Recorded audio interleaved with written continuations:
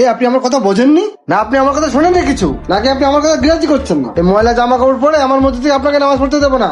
যান এখান থেকে, যান, বেরো, ডিস্টার্ব করেন না, যান। যত সব ঝামেলা এসে ডিস্টার্ব করে। আরে আল্লাহ, গরিব বলে আজকে আমার মসজিদ থেকে তাড়া দিল। আমি আর এই মসজিদে আর আসবো না। হায়রে আল্লাহ, চাচাটাকে নামাজও পড়তে দিল না শেষ পর্যন্ত। হে আল্লাহ, তুমি সভাপতি সাহেবকে হেদায়েত দান করো। এই ছেলে, নলকা বন্ধ কর, তোমার সাথে কথা আছে।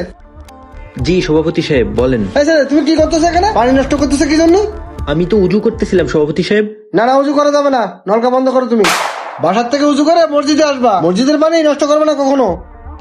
কেন সভাপতি সাহেব, মসজিদে কি আমরা উজু করতে পারবো না? না পারবা না? তুমি মসজিদে টাকা পয়সা দাও কখনো? হ্যাঁ, আমি তো মসজিদে মাঝে মাঝেই টাকা পয়সা দিই। তুমি 10 টাকা দিয়ে 100 টাকার পানি নষ্ট করবা? আর কখনো যেন দেখি না এখানে উজু করতে। তুমি বাসা থেকে উজু করে আসবা, ঠিক আছে? এখান থেকে যাও, জামাত শুরু হবে এখন। হায় রে আল্লাহ, এই মসজিদে নাকি আমরা উজু করতে পারবো না। নামাজের সময়